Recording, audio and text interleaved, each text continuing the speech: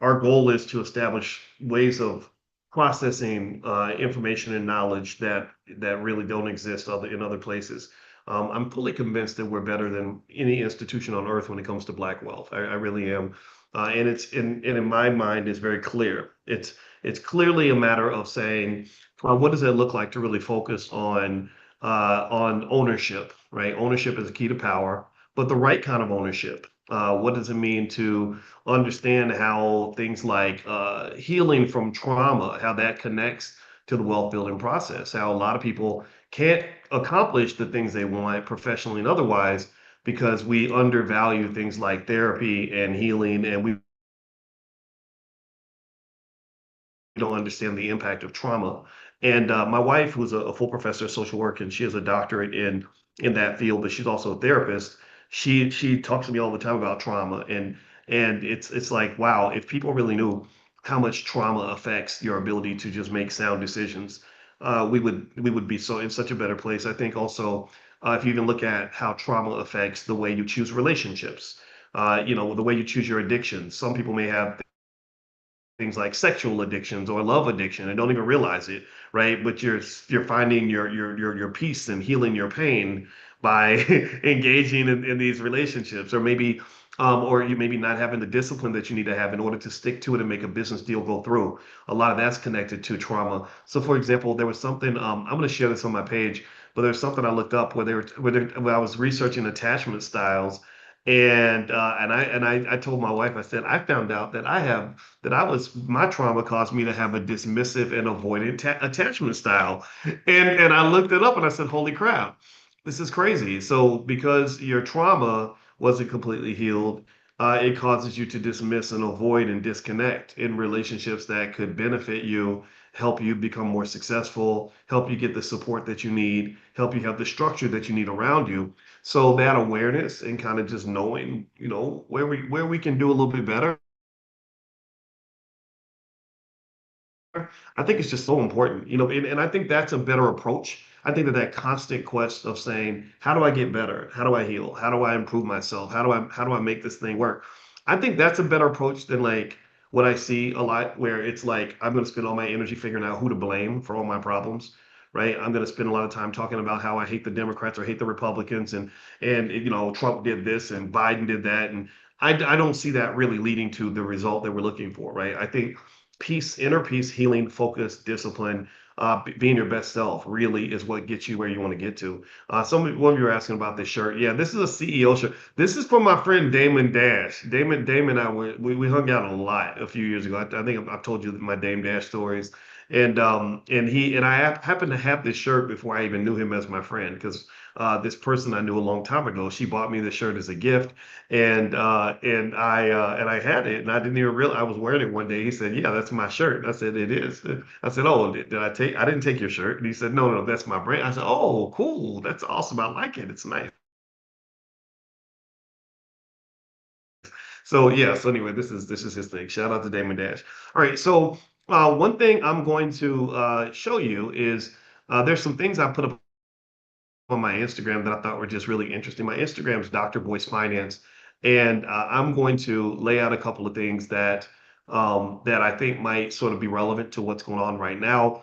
And also, in fact, I mentioned I bought Apple stock, right? So if you like stock, just know I bought Apple, and I explain why I bought Apple stock because Apple is actually a company that I think is going to make a major move in the AI space. Amazon was another one that I've owned in. I talked about Amazon this morning, but I've talked about Amazon before.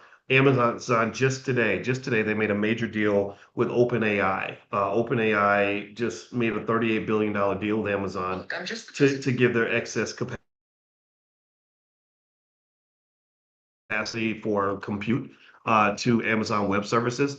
And so as much as I'd like to say that Amazon is going to have all these catalysts going forward. I think that's going to be that's a pretty big catalyst right there. But if you want to know if I believe Amazon's a good long-term hold, I think that it is. I think Amazon is right in the middle of what's happening with AI. Apple is going to be in the middle of it. I think Apple's going to make a deal with Google or Anthropic, or both, and that's going to catapult them to the front. I think Apple has a lot to prove. Apple reminds me of my Ohio State Buckeyes. If you're a football fan, you'll know that the Ohio State Buckeyes um, had got their butts kicked and they got embarrassed by Michigan at the end of the season, right? It was literally the most humiliating game that probably all season, maybe in the last decade, because the Michigan Wolverines came to their home field, beat them, and then planted the Michigan flag in the middle of the field, right? And I'm an Ohio State Buckeye. That's where I got my doctorate. And so well, we're all pissed. We're all just like, oh, after they got embarrassed and humiliated because they played terrible. They acted, horribly unprofessionally and just act like some sore losers, right? Trying to fight them now, but you wasn't fighting when you was on the field. You was getting your ass kicked on the field. Well, Ohio State came back after that. If you know football, you know the story. They came back and played in the playoffs and absolutely obliterated every team in the playoffs. They literally had the greatest national championship run in probably college football history, right? It was so much fun to watch. I think Apple being embarrassed right now. I think Apple's being humiliated. Somebody says I'm freezing intermittently. Can you guys hear me? Okay. You know what? Dang it. You know what? I know what it is. When I'm in Atlanta, I'm in my Atlanta house right now. The Wi-Fi gets funky. So let me try something here. Stay with me on the line. I might disappear for 1 second, but if I disappear, then don't go anywhere because it's because I'm switching my Wi-Fi connection. We're gonna nip this up in the bud and try to see if this works. Let's see. Okay, hold on. Here we go. Three, two, one, and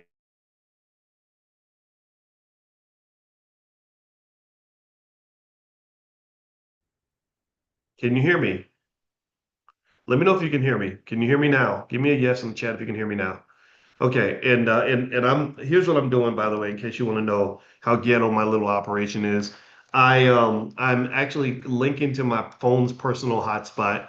Yeah, I'm not one of those guys with one of those like fancy podcast studios. I don't do all that. This is a Zoom background. I have two $10 lamps I got from Walmart that I use for my lighting, and I'm on my personal Wi-Fi hotspot. I'm into substance. I'm not into flash. Like I don't care about the flashy crap. There's a lot of if you're looking for flashy Negroes, there's plenty of them that you can find on the internet, I'm sure. But I don't want to be flashy. I want to have substance. I want that our conversations to be relevant and meaningful. I don't care how good I look while I'm doing it. And I like people who can understand that. So if you're looking for the flash, there's probably some streamer out there that, that's like, drop dead gorgeous or whatever, or he has a real sexy voice and he'll tell you what you want to hear and it won't give you any value, but hey, whatever, I don't care. So anyway, that's how I operate. This ain't no highfalutin Negro operation. Right. So anyway, by the way, so yeah, so Apple and Amazon, two stocks that I really like right now. The if you like stock market investing and you want to get good at it, my dissertation was written on it, and we meet for Stock Market Tuesdays every Tuesday as a group, and we talk about stocks for the whole time. And also, there's a ton of curricula, like just a ton of stuff. So feel free to go to drboystockmarket.com. That's drboystockmarket.com, and you can sign up and do the first month free and join us and ask me questions, and we can talk about it. Now, let me share something with you. I'm really excited about this. I got to bring this brother into talk to everybody because I really like him a lot. He's a young black man I met at the Power Networking Conference, actually, which I'm going to be speaking at this week. And his name is Daniel Jennings. And let me just tell you about Daniel. Daniel is building tiny homes in Mississippi. And he's a young black man, about 35 years old, that has experience in transportation and home construction. So he builds these tiny homes. He makes them for one price. He's able to sell them for another price at a really good price and ship them anywhere. But the cool thing is, Daniel reached out and asked for an investment from the Black Business School because he wants to build homes for women who are victims of domestic violence. So he made a deal with the state of Mississippi to help the women that are escaping abusive relationships and going through those kinds of hardships, which we know these things happen in life. And he's building homes for these women and their children. And I just think that that's remarkable. And I think it's very important that we acknowledge the men and women in our community that are doing this good work. Because as you know, Robin Simpson, who was a member of this community, she was a member of this group. She's come to the All Black National Convention. Just last year, she was stabbed 100 times by her husband. She was a prominent member of Delta Sigma Theta sorority. Her husband, the trial is still going on. It happened in front of her daughter.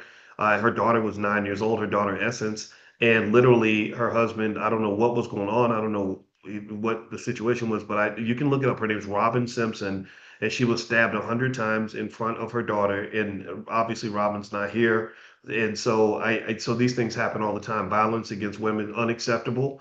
And so I'm happy and proud that Daniel's doing this work. So when he reached out and asked for an investment, absolutely, the Black Business School did sponsor some of these tiny homes that are going to be built for women. And I'm going to have Daniel come in and talk to you directly about it. So just know you're part of this. You're part of this because the school can't grow without you. So you're helping to support these women and what they're going through. And this is what it looks like when our community steps up for each other, where we step up for our own people, where our men and our women build the institutions and the frameworks that are required for us to solve our problems. So shout out to Daniel Jennings. I'm going to bring him in. And that's what's going on there. All right. So anyway, moving on. I did do a commentary about CBS firing all the Black people. Did anybody hear about that?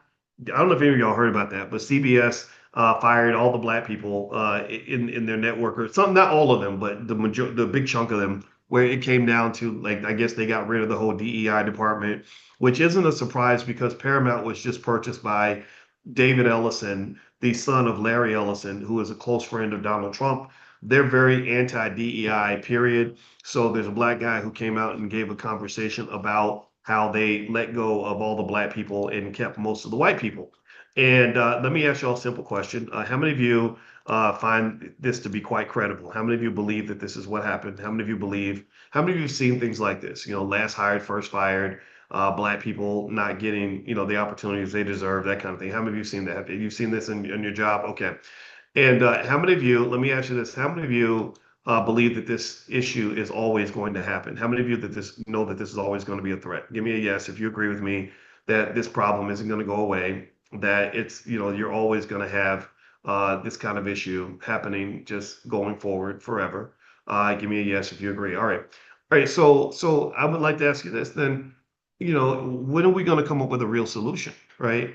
Like when are we, you know where I stand on, some of you know where I stand on this. I don't think the solution is to make yourself a victim and then get on the internet and cry about how you got victimized again for the 8,430 or 38th time. I don't think the solution is, to leave our kids out there, leave them ass out, leave them out there stranded, stuck, busted, disgusted, without the resources they need. And then say, oh, look, they done did it again. They done did it again. I made myself dependent on their systems and their money and everything. I asked them to feed me, and now they're not feeding me, they're starving me. Right? At what point do we stop and say, maybe this isn't the right strategy? Maybe we have to think this through to avoid this from happening in the future. I don't know why this makes me radical and crazy for saying this. I don't know why this everyone says you're being mean or you're being insensitive. I'm not being insensitive. I'm being very sensitive. I'm being extremely sensitive. If I really wanted to be insensitive, if I hated you, then what I would say is, well, that's okay, little bit. Come here, come here. Oh, poor baby, poor baby. Just and when they open the job up, just go back and get you another job. You can go work for another white man, and he's going to take good care of you. Come here. It's going to be all right. Just do it again. Repeat the process. Do exactly what you've been doing, and it's going to work out next time. Just ask Jesus to go into the white man's heart and make him be nice to you. Jesus is going to fix it. Little baby, come here, come here. Right? That if I hated you, that's what I would say to you. If I wanted you to lose, I would say something like that. If I really wanted you to suffer, if I hate my children, then I'll tell my children, go, you see this guy, he's crying because he lost his job, but it's not always like that. Just go and do exactly what he did. I want you to live paycheck to paycheck and go get you a job working for people who have historically oppressed you because they're good now. They're nice now, right? They voted for the Democrats too. And they're going to take good care of you. Like that would not even that's not logical at all. That's not logical at all. And the problem with common sense is that common sense is not very common. And common sense comes off as radical. Common sense comes off as being mean or almost like I'm trolling. I'm not trolling. I'm really sitting there. I was scrolling, but I wasn't trolling. I saw it and I said, huh, wow, he's in a lot of pain. I hate to see this. So one of the things I believe is that when you talk about pain, there is, pain avoidance. There is the ability to avoid pain through preparation. And there is sort of like this idea of exposing yourself to mild inconveniences, mild sacrifices, a little bit of discomfort, in order to avoid significant discomfort later on, right? Like the reason I got up this morning and I ran 4 miles, and it was cold outside, and I was laying next to the most beautiful black woman on earth, and she's soft and she's sexy and she's just so delicious to lay next to, and the bed was nice and warm, and I wanted to stay there. I wanted to stay right there in that bed. But instead I got up, and I was cold. I'm 54, so everything's creaking, all your bones are creaking. And it was cold outside. I went outside and I went and I ran those 4 miles. I was tired. It was hard. It wasn't fun. So why would I do that? Why in the world would I not choose me? Why would I not choose happiness in that moment? Why would I choose misery over happiness? That's crazy. What's wrong with you, boys? Well, are you sadistic? No, I did that because I want to make an investment now so I can avoid pain later on. I made the investment now because I just watched my mama die at Christmas over a bunch of Negro diseases that were clearly preventable. I love my mama, but that's what it was.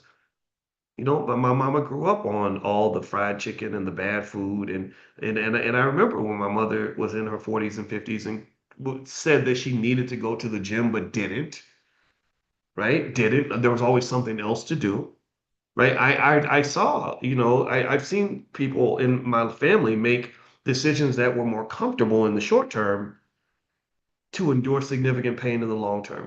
There's nothing more traumatic for a son than to have his mother screaming in pain from a hospital bed. It is the hardest thing in the world to go through. And so my point is to say that the same way I didn't enjoy hearing my mother screaming in pain from the hospital bed, I also didn't enjoy seeing this young man in pain because he doesn't know where his next meal's coming from.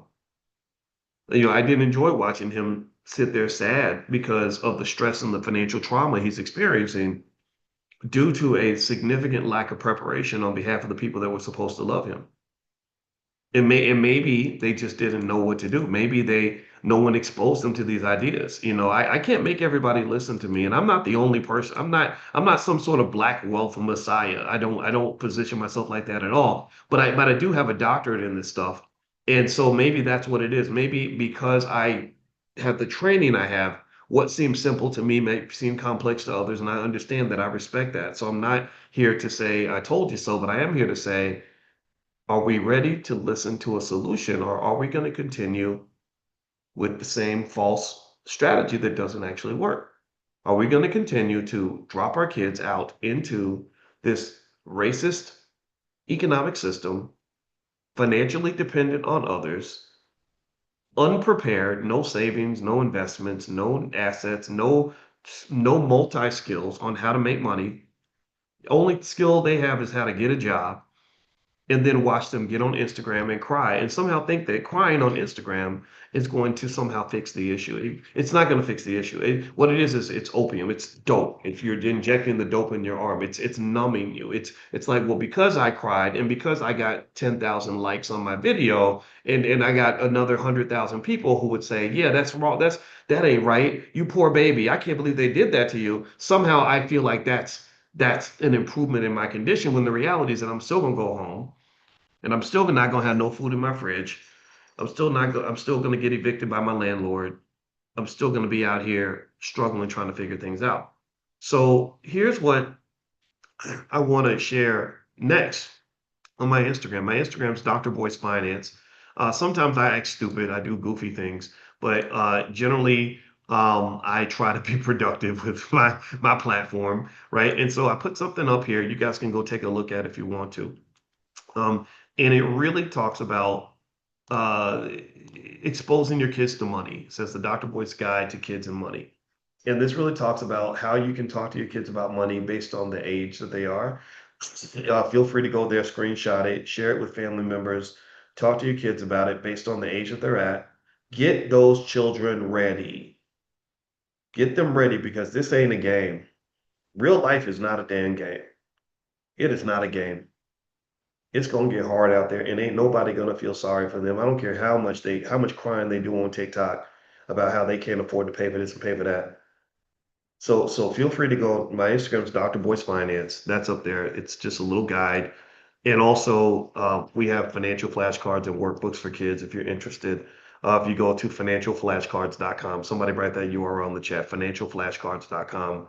We have flashcards on real estate, stock market investing, crypto, AI. We have some new AI flashcards. I've told you guys about that. We have workbooks for every level, every grade tier. Also, really importantly, too, is just so you know, in case you don't know, well, we operate in the Black business schools, what we call the KID model to get kids ready to be functional, successful adults. The KID model stands for knowledge, investment, discipline.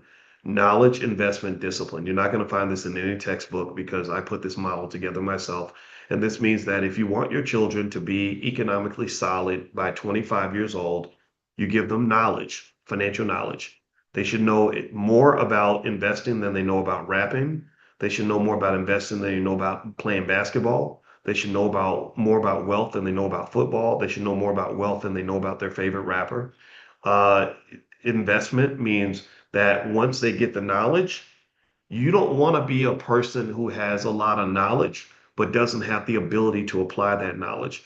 Right? It's almost like being a carpenter with no tools or a great driver with no car. Like LeVar Scott, for example, the race car driver that we sponsor. He's a NASCAR driver. He's a great guy. I don't know if he's the points leader in his division or not. I gotta reach out to LeVar, but that's another person we sponsored in the Black Business School. We whenever I see young people doing good stuff, if I can help them, King Randall built a school in Georgia. We wrote a check for him. I just whenever I see people doing stuff, I try to jump in and say, how can I help? D1 did his tour. He's changing hip hop.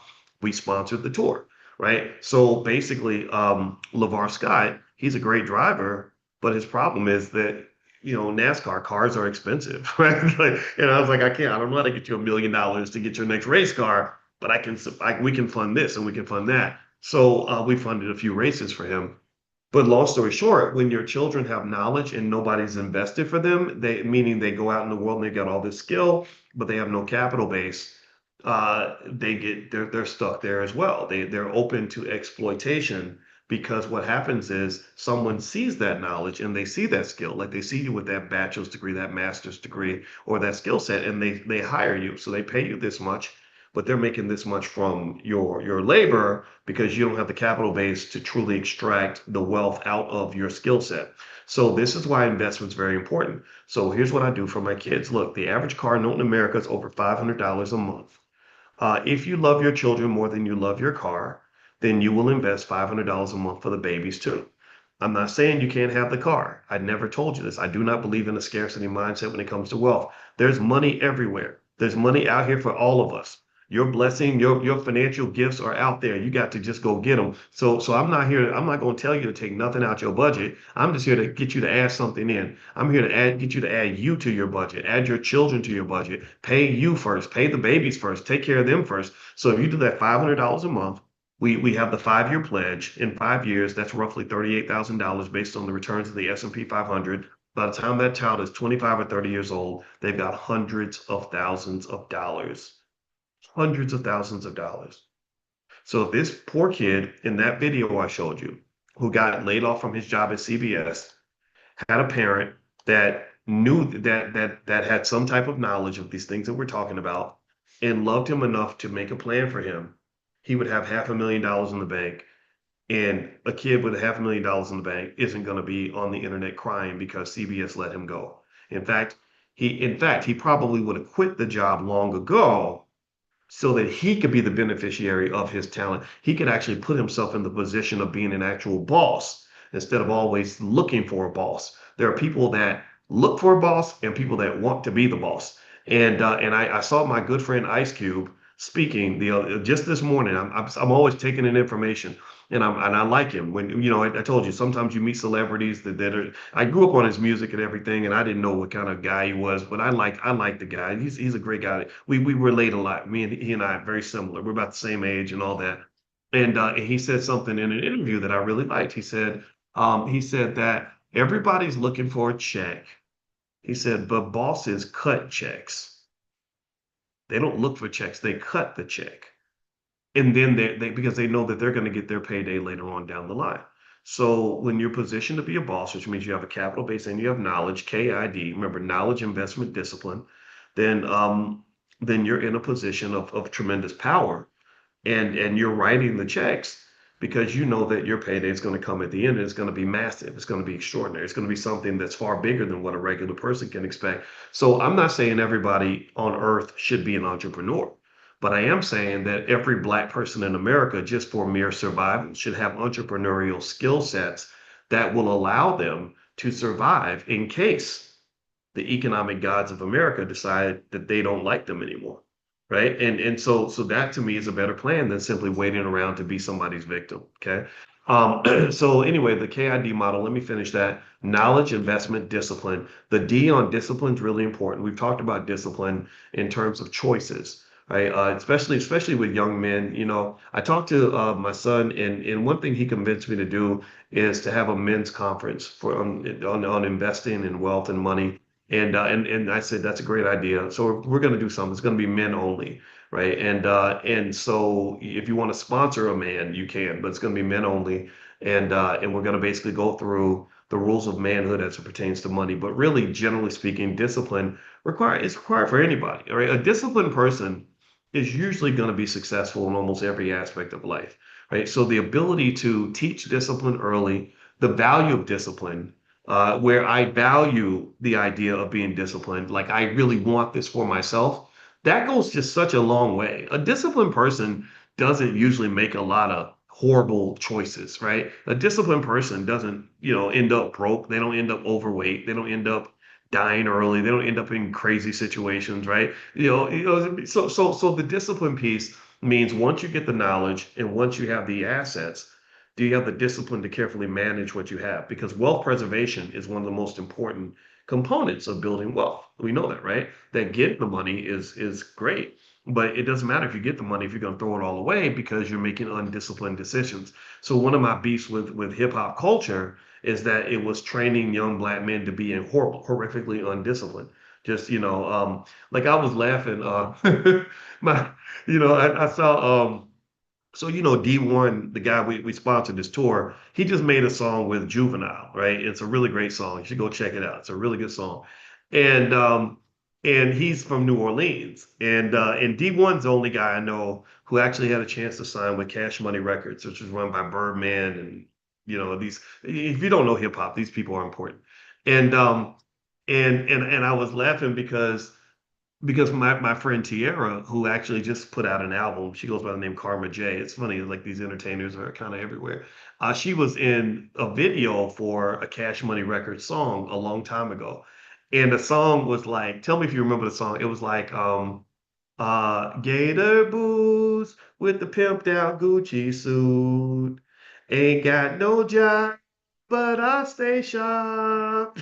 Right? Can't pay my rent, cause all my money's spent. But that's okay, cause I stay fly. Remember that? Got a quarter take a game in my new E-class, right? So it was so the song was a great song, right? And I mean just I listened to it again because I found out my friend was in the video. I didn't realize she was in the video. I'm gonna bring Tierra in too, right? So but and I was like, that's a really good song. And Manny Fresh he's so smart. He's such a brilliant, and he was on the song with Deep One and Juvenile and all. It's great. Go check it out. If you're into hip hop, go check it out. And and I was like, I love this song, but I hate it. Right? I love it and I hate it. And I love the fact that I hate it. Right? Because what is kind of unfortunately, and at the time when I first heard it, I was like, man, I like the like they're making irresponsibility sound really cool. Right?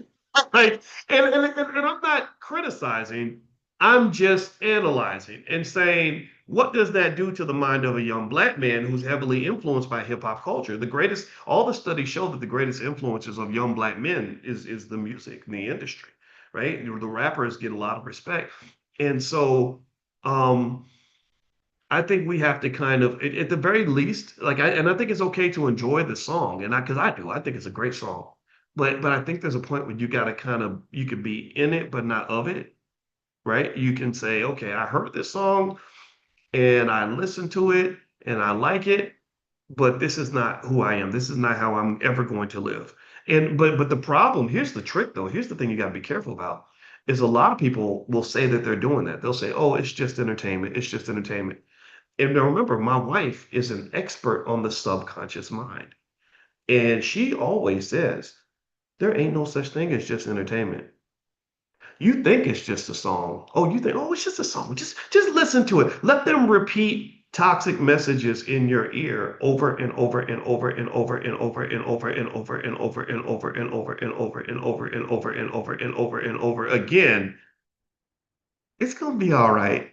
That's what the devil says. The devil's like, it's all right. It's just music, right? No, most experts on the subconscious mind, most psychologists, most therapists will tell you, ain't no such thing. You got to be real careful, just like you got to be careful about what you eat. You got to be careful about what your brain is taking in, what food you're feeding your brain. So if you're feeding yourself negative messages that are harmful to who you want to be, it's going to affect you. I promise you, it's going to affect you. I see, Akila says words are very, very powerful. And so ultimately, I would encourage you to use that power in your advantage. Never say negative things about yourself to yourself. Like that's one rule that I believe in. Like never tell yourself I'm stupid, I'm ugly, I can't do math, I'm fat or whatever. Because if you do that, then eventually you're going to look in the mirror and see a fat person. I don't care what kind of shape you're in. If you keep telling yourself that you're fat, you're gonna get fat, even if you're not fat, if that makes sense. So this thinking is critical. This plays a big role in everything. The manipulation of the subconscious mind is actually how they get money out of people. This is how corporate America sells products. That's why they hired Sigmund Freud, one of the greatest psychologists of all time, to help them market products. They literally came in and said, hey, we need you to manipulate people, but manipulate them without making them think they're being manipulated, trick them into believing that they're so smart that they're not manipulatable, and then manipulate them, right?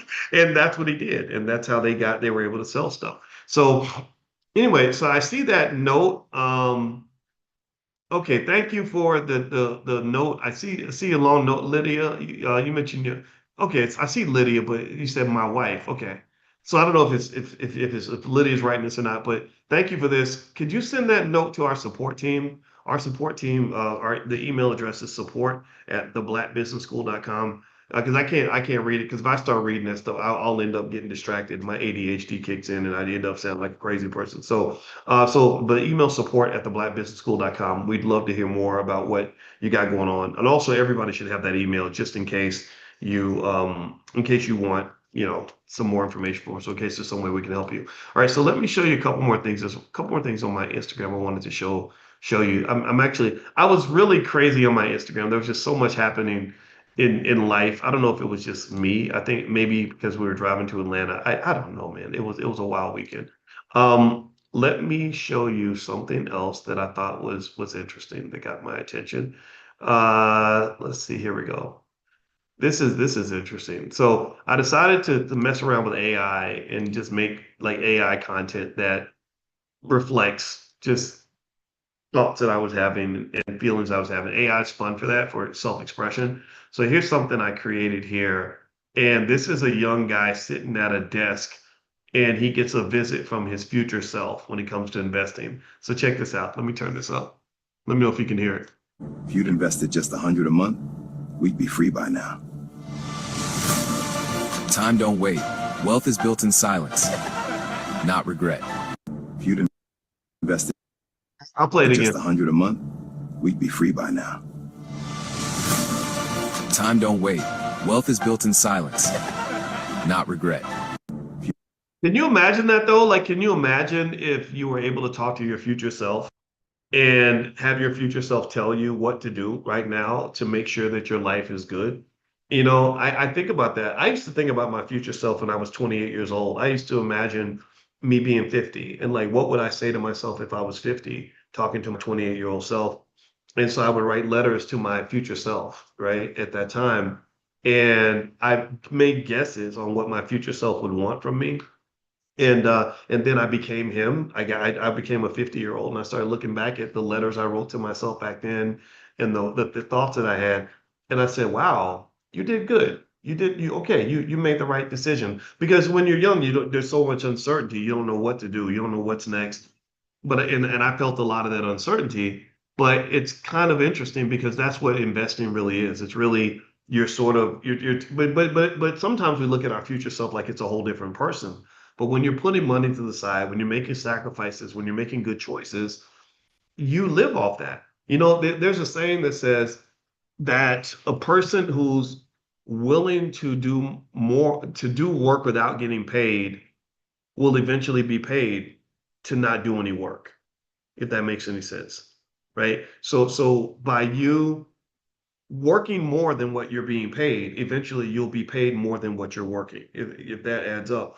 And so I would explain to our kid, I'd say, well, you know, I'm in my 50s and I still make money from things that I did when I was 20, right? And choices that were made back then. And so having that sort of mindset, I think is really it's simple, but it's very important. When you teach kids that early, they kind of get that as opposed to thinking, I'm going to work on Tuesday so I can get money on Friday, right? That short-term mindset versus saying, can I work really hard in 2025 so that I can make money in 2030?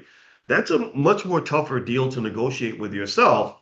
But what tends to happen is that the earlier you start doing something, the more it compounds.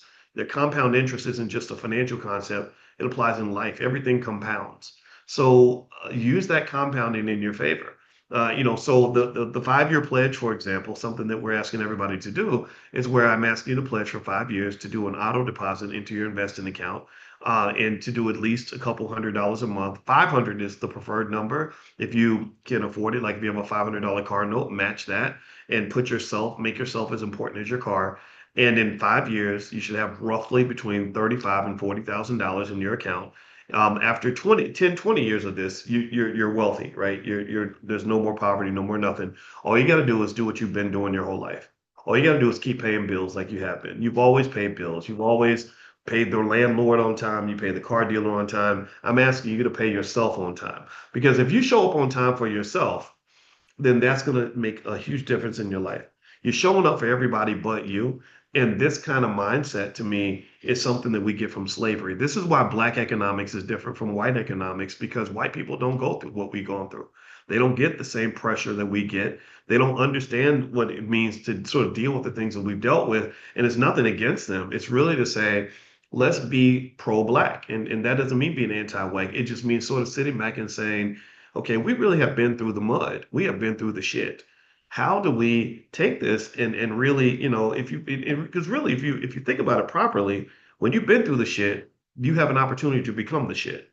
And if you see Black people who've been through the shit that become the shit, you know that they wouldn't be the shit if they didn't go through the shit. If you understand what I'm saying, like if you think that I'm the shit, and I know I'm using the word shit a lot, but I'm just feeling shitty today, I guess. But if you think that I'm the shit, like, oh, now look at Dr. Boyce, he's doing this and he's doing that or whatever, just know I wouldn't be the shit if I didn't go through shit. It was strength that was pierced through pain. When I talk about my feelings as a 28-year-old and the things that led me to make the investments and sacrifices that led to success later on, whatever that is, it was pain. It was like rock bottom. Like that's when you become your greatest. That's when your best ideas come out. That's when you get your greatest amount of determination, is when you just get sick and tired of being sick and tired. You get sick and tired of being broke. You get sick and tired of losing. You get sick and tired of not having what you want. And you're like, okay, whatever. And then you just strip yourself clean, right? You almost have to commit a homicide. You got to kill the old you so that a new you can be born. So the old you must die and the new you is born. And death is painful, birth is painful, and success is glorious, but it tends to happen after that painful process has endured. Usually your heaven is right on the other side of that hell. That's like you're like, damn, I really have this big dream, but I'm not big enough to get that dream. That's a grown man dream over there, and I'm still a little kid. So the little kid in me is going to have to get killed so the grown man can emerge and be big enough to go and claim that dream that he's going after, because everything has a price. And I really wonder if everyone understands that everything has a price attached to it. Like, don't have a dream if you ain't ready to pay the price to achieve that dream. It don't even, you're wasting your dang time.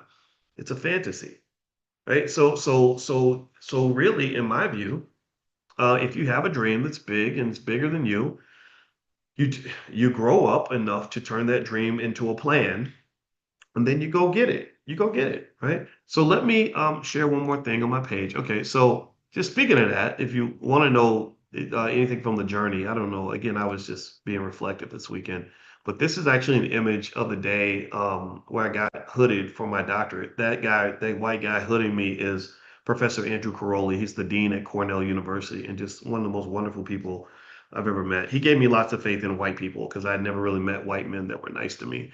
And so I made a little joke that I survived all-nighters and distractions. I survived professors who spoke in math. I survived ramen, bad coffee, and no money. I survived racism from all sides. I survived haterologists who doubted me. I'm not done yet till my casket drops. So I just put that up there, and that's when I finished at Ohio State. I never forgot that day. That was still mad at my sister because she was supposed to be filming it with the camcorder, but she wasn't paying attention. She was filming the back of some lady's head. So just know, sis, if you're listening, I'm mad at you. All right, so anyway, moving on. This is something I love to. When you control your money, the world bends to you. Oh, you know what? Did I share my audio? I don't remember if I shared my audio or not. Let me do it again. Let me see here. Here we go. Let's do this. Let me play. I'll play it again.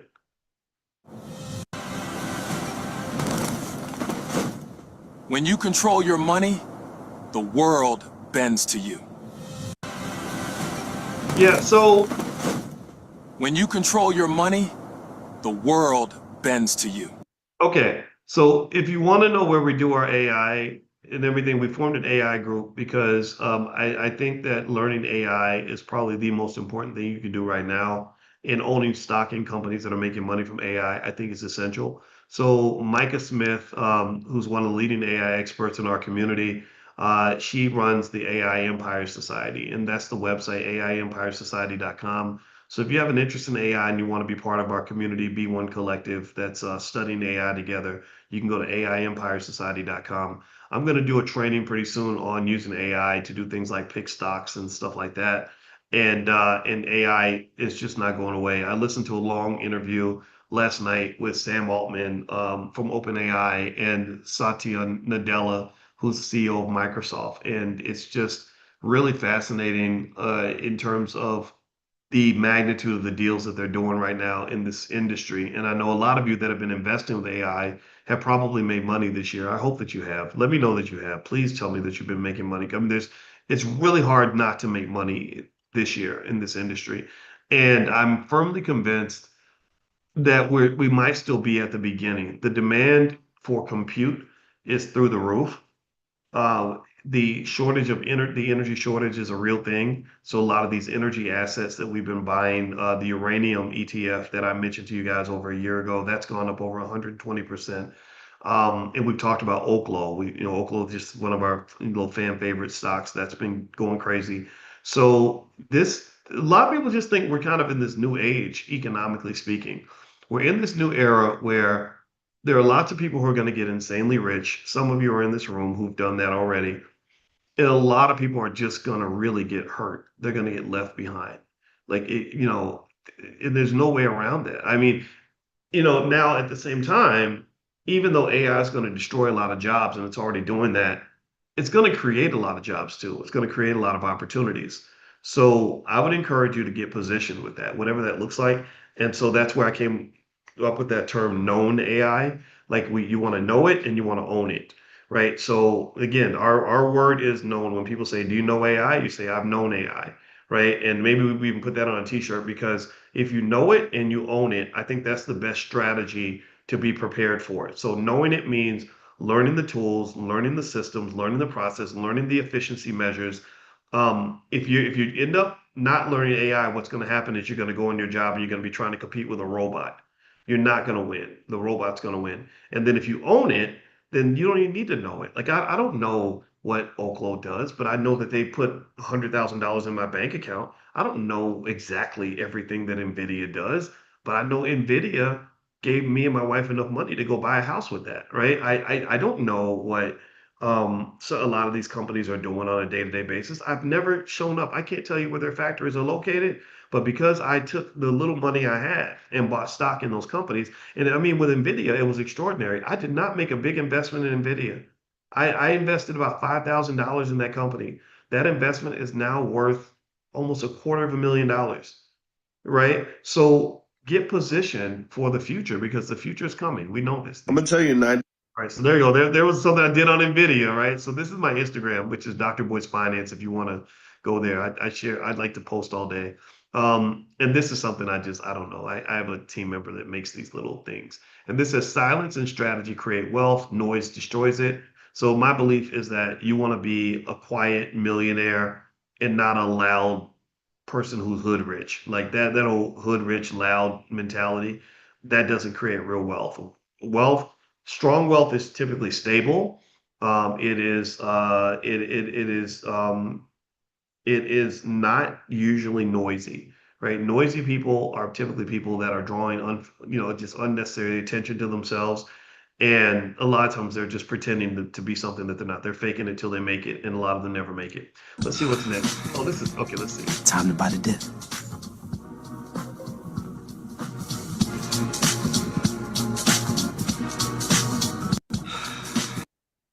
Just buying the dip. I don't know. It's just me being silly. All right. So true investors build when others scroll. Again, another principle, I believe. I think there's something I heard where someone was describing Elon Musk and how he became worth $500 billion, and they were saying that his signal to noise ratio is very high. Steve Jobs had the same thing where basically they didn't waste time on BS. They would just say, okay, this meeting is taking too long and we're not getting anything done. So that was one of the things that a lot of people say that they possess that allowed them to succeed or whatever. Cause a man can't be a Oh, that's me quoting Farrakhan. That's just my guy. I love Minister Farrakhan. Shout out to the minister. I love the minister. We did an event together in 2013, and he was very gracious. And it was on the south side of Chicago, and he helped. I'd written a book called "It Takes a Village to Raise the Bar," the new paradigm for Black America, and it was focused around wealth, education, family, and community. And the minister and I reached out to him, and he agreed to join me on stage to do an event. And we were going to be at the University of Illinois, Chicago. And when we were going to go, right before the event happened, UIC and their, I'm not going to say, I can't say the J word because I'll get in trouble. You know what I'm talking about? The people, the Zion is, they didn't like them. They've always worked hard to keep his voice silent. So they canceled the event and they just at the last minute just said, you can't come here. So there was a church on the south side of Chicago. Don't remember the name of the church. I should remember that. And they invited us in. And so we had our event and it went really well. And I'm just a real loyalist in terms of supporting Minister Farrakhan and the Nation of Islam. And despite any imperfections that might exist, I think we need allies in our community. And I like the Nation of Islam because they understand everything that we talk about in terms of wealth building, they get it. Everything in terms of building your own community infrastructure, they get it. Everything in terms of educating your own kids, they get it. Everything in terms of Black people being prepared, they get it. So the whole world, our whole community needs to show respect to what they're doing. psycho. Now check this out. This is interesting. So I shared this, so I'm gonna play this for a minute, but I'm not gonna play the whole thing. But this is another thing that was on my mind. So here it goes. Come. yeah. Oh, I'm not here to really talk about his music. I want to talk about his activity. I want to talk about his actions. What he's doing right now, unfortunately, is something a lot of celebrities are doing, and it's led me to really label them as financial drug dealers, or they're participating in what I call the financial fentanyl crisis, which is sports betting. You all saw recently what happened with the arrests with the players and all that stuff. We've talked about that part. Again, this is all tip of the iceberg stuff. This is not. You haven't even begun to see how crazy this is going to get. Okay, I'm going to stop this right there because some of you were here that day when we talked about that.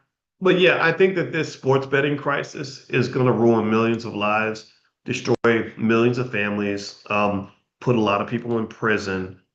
And it's going to be a little bit like the drug epidemic. When they were locking up mostly Black men for the drug issue in America, but we weren't the ones bringing the drugs on the boats. And you have the crack to powder disparity. I can see this happening again with sports betting. everybody is getting paid off this. Everybody's making money off this. Everybody from Club Shay Shay to, I bet Stephen A. Smith has gotten money from them as well. And all the athletes and former athletes and everything else. And it's just going to be terrible. They're really hurting young men when they're doing this. And I probably sound like the biggest hater in the world. And that's going to be true until something horrible happens. And then everyone's going to say, oh, wow, why didn't we see this in the beginning? And it's plain as day. And the reason for that is because history tells you what's going to happen, how this is going to turn out. We've already had this happen. Did anybody know? I think what was it? The 1919 World Series was fixed by it was the Chicago White Sox or something, and then you have these other crazy gambling stories, and of course, the black men are going to be the first ones they put on TV. But then again, remember the black men involved in this scandal are the most famous people involved. Chauncey Billups was on national TV for many years. The Terry Rozier is on national TV on a regular basis. So these are celebrities. So there were mafia figures involved as well. They showed their pictures, but nobody cared because no one knows who they are, right? So that's another thing too, right? So, but if I mention LeBron in the story or something, that's going to get people to read the newspaper. So while there certainly is a racial element involved with that, I think there's also just a practicality that these are the most famous people that are involved with this, and it's only going to get worse, right? So again, that whole idea of what's going on with sports betting, I would encourage you to pay attention to that. That's going to be an evolving financial story that's going to get worse, and you're going to start seeing congressional testimony and everything else because again, it's literally like they're dealing drugs on the street now. I don't. I mean, I think that there was a lawsuit or something that was filed in which they were allowed to do this, and what's crazy is not just that they're marketing this stuff, they're so blatantly and aggressively marketing this. Like they're just out there, like they're literally at the freaking games marketing this to 21-year-olds. And I'm sitting there, my head's exploding when I see this. I'm like, are you serious right now? But yeah, that's what they're doing because that's the dirty side of capitalism. Capitalism don't love you. Capitalism don't give a damn about you and your family. Capitalism will destroy your life, eat you up, chew you up, and spit you out and think nothing of it. So there's going to be a lot of casualties here, and I would encourage you to warn your sons. Unfortunately, they may not listen, or they're going to think I got it under control, or it can never happen to me, blah, blah, blah. And maybe it won't happen to you. But most people that it happens to used to say it can't never happen to me, right? So that's the whole mind trick of it all. It reminds me of when I used to teach calculus at the University of Kentucky. It was the class I taught was like one of those weed out classes. It was the calculus class that we would put engineering majors in deliberately to get rid of them. That's crazy. It's sinister, right? It's horrible they would do that. But that's what it was. It was like half of them are gonna quit, and we want to make them quit because we have too many people that think they want to be engineers, but they're not ready to pay the price. Remember, every dream has a cost. Some people don't get it. Some people think dreams are free. Some people understand that I got to be willing to pay a price. So they would come in, and every semester there'd be some kid that would come up and say, well, I just want you to know I already took calculus in high school, so I already know everything that you're gonna teach. And I'd be like, oh, you know everything. You know. Okay, all right, well, good. And in my mind, I'd be thinking, oh yeah, he's gonna fail. And the reason is because he didn't understand that there was a difference in how we taught calculus at the college level versus whatever little kiddie class you took in high school. Like there's the kiddie calculus, and then there's the grown man calculus that'll put hair on your chest and make your teeth fall out. And that was the calculus we did. Engineering calculus ain't the same as business calculus, which ain't the same as high school calculus. Anybody who knows math knows what I'm talking about. And we would put them through the ringer. And so it's the same way here. So I would say anybody that's young that's listening, I really want to, and this is good for everybody. I would say don't be so freaking arrogant. Like don't think you know everything. It's, I know we value young people more than the elders. Like we think somehow being young and hip and cool and doing TikTok dances is like the trendy thing. And if you're not relevant to young people, you don't matter. I get it all the time. I have people come to me all the time that'll be like, "Well, Dr. Boyce, I like your message, but we need to make you more relevant to the youth." And I'm like, well, I have probably a million kids that pay attention to me, that their parents, right? No, but Dr. Boyce, we need you to be lit, known like the such and such. And I'm like, I don't want to. I'm not. That's not what I'm trying to do. I'm not gonna change. I mean, if I'm gonna be known, then I'm gonna be known for being who I am. I can't. I'm not gonna do TikTok dances all day and do stupid stuff just so you think that you should be listening to a college professor. My goal is to teach you how to be a grown up, and and to hope that you're wise enough to know that you should listen to everyone, even people who are different from you. Your granddaddy ain't got to sound like a fucking 22-year-old for you to listen to your grandfather. And I'm sorry, I didn't mean to cuss. But really, I don't believe that. I don't think grandma got to go put on a miniskirt in order to fit in with the hot girl summer. Like grandma don't do a hot girl summer. Grandma had friends that caught STDs on hot girl summer, so she's not trying to make you think that this is okay. Grandpa and grandpa, I think, should be. I think every wise older person in our community needs to be a little bit of a hater. You need to be okay with being a little bit of a hater because you understand discipline. You understand that sometimes everything that feels good ain't good, and that sometimes you got to be a little uncomfortable in order for you to get better. You sacrifice now so you can have a better tomorrow, right? So right now, I know you're mad at me. I know you don't like me, but I'm sorry. I'm not one of your little friends. I'm not the 50-year-old trying to be 25. I'm the 50-year-old who's trying to be a better 50-year-old. And here's what I'm seeing right now that I think you might want to consider. And I would encourage every young person, you got to listen to your parents and your grandparents and the elders that care about you, and don't get caught up in like I'll tell you that, and sometimes you'll see these intergenerational transfers happen online. And I mentioned this with some hesitancy because I know it's sensitive, but I saw Stephen A. Smith and going back and forth with Jasmine Crockett, the congressional, and I know people, some of y'all love him, some of you love her. I'm not here to debate that part. I'm just here to say, why can't they listen to each other and learn from each other?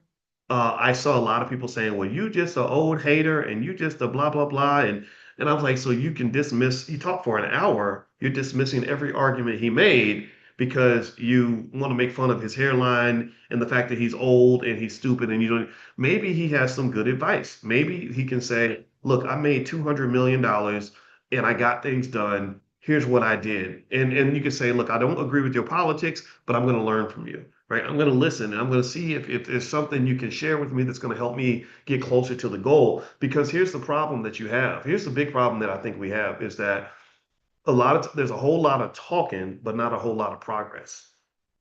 Right? There's a whole lot of people that are like, "I'm mad about this and I'm mad about that," but ain't nothing getting built, ain't nothing getting done. Investment funds are not being allocated to build black-owned schools, right? So really, what are you doing? You're wasting energy. You're just, because I can tell you one thing I can say again, even though I could be a hater too. I've been called one. I can say that in this room, I've seen families get stronger in this space. I can say in this space, I've seen children get educated at a very high level. Some of y'all got 9-year-old, 12-year-old kids that have been listening to me for 8 years. Your child has been listening to a college professor for 8 years. Do you know what kind of advantage they're going to have in life? Right?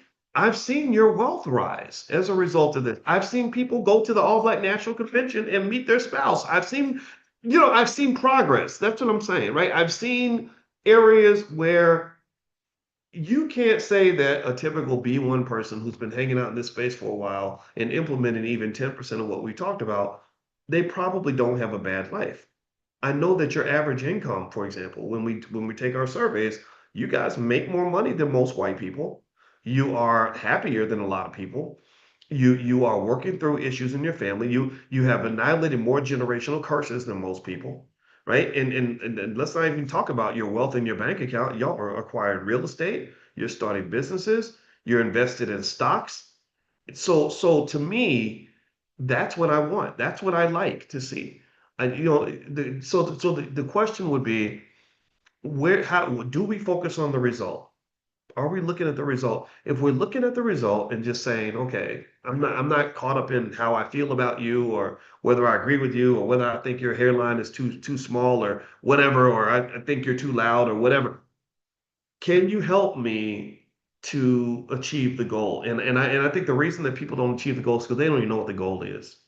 They don't even know the goal is. I think that Black complacency becomes our number one enemy. We are so used to Blackness being associated with disorganization, chaos, and a lack of productivity that people don't. If you say, well, what's the fine? What are you actually accomplishing, and what measuring stick are you using to show that you're achieving the goal?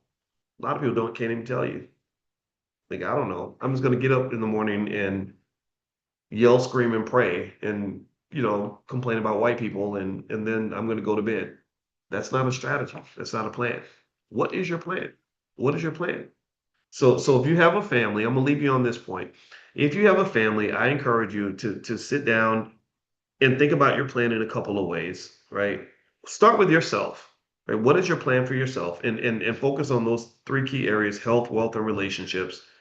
Where am I going to improve in those three areas, and what does improvement actually look like? Then go with your family. What does it mean to have a healthy family? What does it mean to have a wealthy family? What does it mean to have a family where we're communicating and connecting and loving each other in the right way? Maybe you're picking a partner. Maybe you're still in that dating stage. What should that look like, right? And then what would it look like if it's done in a way that's going to make my life better at the end, right? I think if you do that, I think you can win. I really do. I think America is an unfair country. America is a country that has lots of systemic problems. America is a country that has more issues than I can count. But also, America is a country where if an individual and small group of people are committed to improving their lives, there is plenty of opportunity to do that. And I hope that you agree with me on that enough that you'll implement that in your life, right? So start by investing. So I mentioned a couple stocks earlier. I told you I'm buying Apple, I'm buying Amazon. Well, I bought that this morning, so I'm not. I think I allocated all my money, but for the most part, I'm a big believer in that. I think Apple's going to make some moves. So if they make a move, I'll follow up and talk to you guys about what happened. And so feel free to take a look. Okay, so last couple things. Number one, I sent you all a link to join. I have something called Money in a Minute, where you can learn stock options with 2 minutes a day, where literally each day I send you a text that has some sort of lesson you can consume in a couple of minutes that will move you forward in stock options. I know a lot of you signed up for that. It's a great intro to get you started to maybe if you're thinking about elevating one day up to prime or something like that. This is something that can kind of get you going so you can kind of get familiar with the terminology and all that.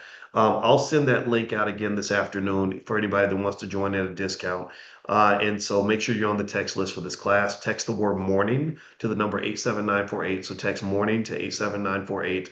And also, if you're not registered for the Zoom, if I ever send out the link to register for the Zoom, do that too. Because some days I may not be able to send out the text message. In case you want to know, it costs money to send messages out and our budget's limited. So the Zoom will send you notifications via email. So I know some of you get the text message on your phone and you come in, but register for the Zoom if you can too. That way, in case I can't send out the message, you can still pop in and hang out and stuff like that.